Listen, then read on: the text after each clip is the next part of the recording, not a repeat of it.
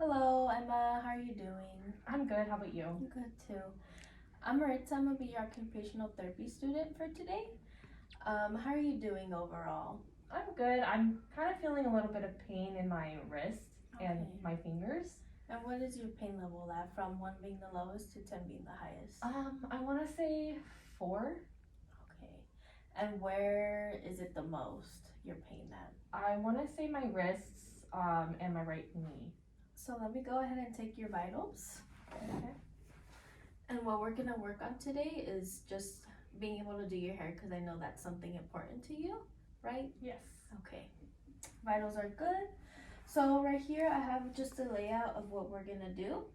So we are gonna incorporate, it's called the energy conservation technique, where you do some time blow drying. So I'm gonna set you at 1 minute to blow dry your hair, and then 1 minute of resting. How do you typically blow dry your hair?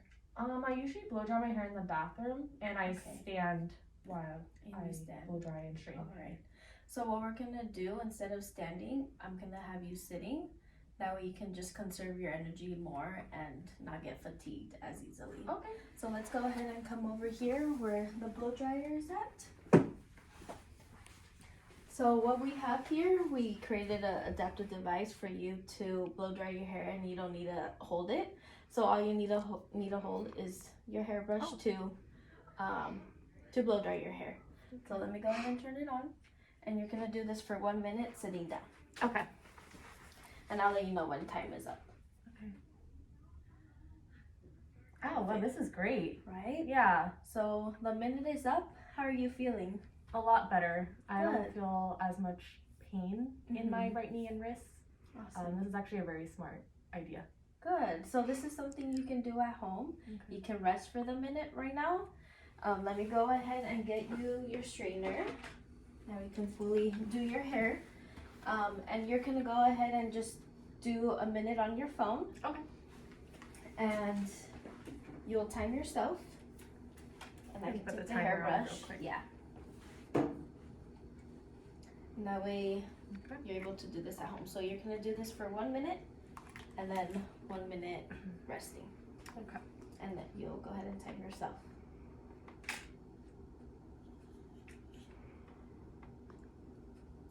Okay. Is this better so far? Yeah, it's a lot overall? better. Yeah. Looks like it's Awesome. been a minute. Okay. And how are you feeling overall? How's your pain now? Way better. Good. I don't feel as much pain, and my Mhm. arthritis isn't really acting up. Perfect. So this is something you can do at home for you to not get as fatigued. So now we're gonna move on to cooking. Oh, okay, great. All right, Emma, I know that you've previously gone over how to manage all the things you have to do in the week by breaking that off into like different days. I want to work on just taking one particular task and breaking it up into smaller parts. So I know that it's important for you to cook for yourself and your son. So I wanted to go over some things that I think would really help you do that while managing your pain, your fatigue, and addressing some of your memory impairments as well. Sounds Okay. good. So I want you to think about cooking, breaking it up into like buying your groceries maybe a couple days before you need to cook. Then maybe the next day you prep your stuff. You cut your vegetables, you marinate your meat, and then on the next day, that's when you would do your cooking, okay? Another way that you can conserve your energy is by sitting while you do these things. So right now I'll have you kind of chop up your stuff, marinate, and we're gonna do that while we sit, okay? And then also when we go to get all the things we need to cook, I want you to gather that all at one time versus having to make multiple trips back and forth because you didn't get this, didn't get that. So like you'll have your list of ingredients, you'll go grab them all, put them on a little rolling cart, and then bring that to you at your table, sit and accomplish your task that way, okay? Another thing is there is really good adaptive equipment that you might not even think of. So something like having maybe like a lighter pan instead of using like something a lot heavier, your Dutch oven or whatever. You want to use something really lightweight. This is another good solution. It's probably half the size of traditional pans, but it's going to do the same job. It's really light. So use something like that for when you put things in the oven. And then also our utensils, you want to think about having some built-up handles This is going to really help with your grip strength, improve the comfort in your hand, to decrease the fatigue. Okay, so we'll keep that all in mind. And then why don't we go ahead and gather our ingredients? All right. Okay, so you can use this rolling cart, and then let's go ahead and get your meat ready. So you can cut up your meat, put it in your bowl. This is another really lightweight option. Don't use the glass heavy bowl, you can use that. Okay, and then here's your oil, your seasoning. Okay. Perfect. So this is something you can do like day 2. Prep it. We get it in the refrigerator. Okay. That's out of the way. Sounds good. Okay. Now I also went ahead and took into account some of your favorite meals. I printed out a 2-step recipe. Very easy. But in case you do forget those steps, I wanted you to write it on a little card that you can keep handy in your kitchen. So go ahead and pick a color that you're drawn to, that you would use in your kitchen and would stand out. And then I want you to go ahead and transcribe everything on this recipe onto your little memory card. Okay? So, perfect. You wrote all of that down. Now you can use this. Just keep it on your fridge or whatever so you can refer back to it at all times when you're cooking. Okay? All right, now we can go ahead and get your stuff back, transfer it to your lightweight little pan. Okay. Very good, and then we'll get this in the oven. Okay. All right, I'll go ahead and stick that in. About. How do you feel about incorporating some foods into your diet that have really good anti-inflammatory properties? Oh, I'm open to it. Open? Anything that can help me, yes. Good, okay. So some of the stuff that you can eat, salmon, nuts, fruit, things that are really high in like fatty acids, omega-3s, antioxidants, and this is really going to help with decreasing the pain in your joints and increasing your function. So these are diets really good for people with arthritis, which you have symptoms of. Yeah, all this has been helpful.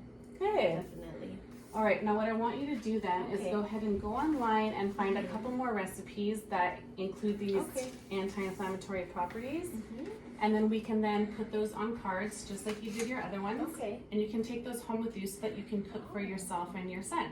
Sounds good. All right. All right, very good. Thank you. You're welcome. And then next we'll work on laundry. Okay. Hi Emma, so it seems like you have some issues with doing laundry because of the pain in your wrists. Is that correct? That's true, yeah. Okay, so I do have a few solutions for you. Okay. How often do you do your chores in the week? Like, how many chores do you have? Oh, I have so many chores. I feel like overwhelmed sometimes. There's so much to do. Okay. Yeah. So what we could do is, you could print out a calendar of the week, and you could just assign each chore per day. Okay. That way you could break down the tasks, and that won't make your fatigue worse, and it won't make your arthritis feel worse as well. Okay. So what we're gonna do today is we're just gonna focus more on laundry. Okay. How often do you do your laundry? I usually just do like one really big load, like once a week. Okay, so instead of doing the large load, I'm gonna actually have you break the laundry into half. That way it relieves pain on your wrists, and you don't feel as tired while doing the task. Okay, I could do that. Okay, so go ahead and write out your plans for the week. So I think I can probably do laundry on Monday. Okay. Yeah, and then on Wednesday? Is that good? Yeah, every other day would be optimal. Okay. Awesome. Okay, so we'll go ahead and close that. So what we're gonna do is we're going to use the washer over there. We're just gonna use the washer for today. I just want to see how you load your laundry in there. Some recommendations is to put your laundry basket at waist level. If you do have any tables with wheels, I recommend putting that basket on top of the table and then just push it towards you. Oh, rather than carrying, lugging it? Yeah, okay. I know some people have their basket on the floor and then they lift it up. Right. Try not to do that because it will make you more tired. Okay. Just have it within reach and at waist level. Okay. Okay. I'll do that, yeah. So let's go ahead and get the basket on the table. Okay. And then I'm going to have you sit down in front of the washer. Okay. Perfect. Okay. And then also for detergent, I don't recommend using a large bottle because it requires more demand on your wrists and finger joints. What I recommend is a smaller bottle. It will be lighter for you and less stress on your wrist. Okay. You could also use the large ones, but the one with the little button. Mhm. That way you could pour it out instead. I in know a cup. things are so unwieldy. They're so heavy. This is such a good idea. Of course. And then, yeah, so go ahead and just put some, actually don't put the detergent in just yet. What you're gonna do is you're gonna put the towels inside the washer. Do you want me to do them like one by one, or should I grab all of them? Oh, one by one. Oh, one by one. Okay. Yeah. And as you notice, you're sitting down. This will relieve some pressure on your knee, because you stated that you had knee in your right, Yeah, pain in your right knee, correct? Mhm. I do. Okay. How are you feeling with the activity? This is so much easier. Is it? Standing and bending. Yeah. It's less strenuous. And then go ahead and use the detergent. Great. Yeah, isn't it lighter compared to like a larger So much one? lighter. Yes. And what you can also do is maybe like once a week or once a month, you could transfer, if this is also too heavy for you, you could also transfer it into a smaller bottle Okay. if it's too much for you. Makes sense. But yeah, these are a few strategies that you could do at home. Just a reminder, have the basket at waist level. Don't bend a lot because it makes you tired, or reach upwards. Mm-hmm. And just use a smaller container. Okay. Yeah, and if you can, just leave your basket at the table with you, and then have a chair in front if you're ever feeling any fatigue or pain. Okay. That way you could participate in your household tasks, because I Yeah. know it's important for you. It is. Thank you so much. No This is so problem. helpful. Thank you. Okay, Emma, you did an excellent job with all the treatments that we did today. Did you have any questions for me? I don't think so. Is there maybe a way that I could have something like to take home in case I forget? Yeah, of course. Okay. So I actually do have a handout of all the things that we did today, Oh. covering the adaptive strategies, and the energy conservation technique that we did for your hair. Everything is covered in here, so that way you could just refer at home. Oh, I love that. Thank you. Yeah, and then That's really helpful. before we go, I'm gonna just take your vitals real quick. Okay. And how's your pain level right now? Probably like a 5. A 5? So yeah. Okay.